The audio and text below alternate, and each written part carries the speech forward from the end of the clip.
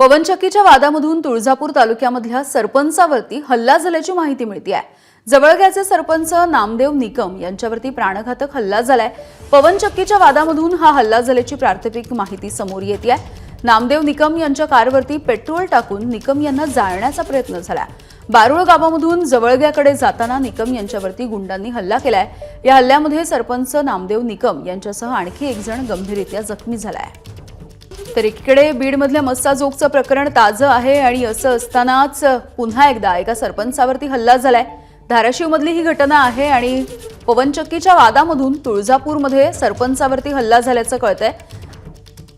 जे सरपंचाच्या गाडीवरती हल्ला करण्यात आला होता आणि गाडीवरती पेट्रोल टाकण्यात आलं। हे पेट्रोल टाकून त्यानंतर गाडी जाळण्याचा प्रयत्न करण्यात आला आणि या गाडीची दृश्य सुद्धा आता समोर आली आहेत। अप्पासाहेब शेळके आमचे प्रतिनिधी आपल्या सोबत आहेत। अप्पासाहेब, काय चाललंय नेमकं मराठवाड्यामध्ये असं म्हणायला हवं, कारण एका मागोमाग एक इतक्या भयंकर घटना आणि बीडच्या नंतर धाराशिवमध्ये पुन्हा त्याच घटनेची पुनरावृत्ती होतीये। यामिनी बरोबर आहे। खरं तर त्या खूप भयंकर अशा घटना आहेत, ह्या हादरवणाऱ्या घटना आहेत। कारण हे तेच मेसाई जवळगा गाव आहे ज्याची आपण एबीपी माझाने बातमी केली होती की काळ्या स्कॉर्पिओ मध्ये येऊन गुंड तिथं दहशत माजवण्याचा प्रयत्न करत आहेत।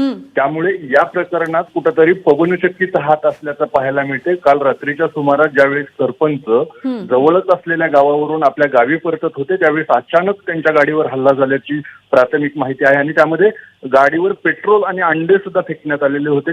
कुठेतरी पेट्रोल टाकून जाळण्याचा प्रयत्न होता असा आरोप केला जातो आहे आणि पोलिसांनी घटनास्थळी त्याची प्राथमिक चौकशी करून पंचनामा करून गुन्हा दाखल करण्याच्या प्रकरणात प्रक्रिया सुरू आहे। मात्र पुन्हा एकदा तोच प्रश्न पडतोय की या घटनेला लगाम बसणार कधी, कारण मराठवाड्यामध्ये सातत्यानं पवनचक्कीच्या वादातून एकामागोमाग एक घटना घडतायत आणि त्यामुळे भीतीचं वातावरण पाहायला मिळतंय।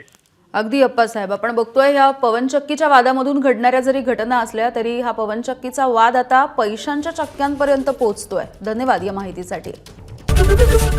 एबीपी माझा, उघडा डोळे बघा नीट।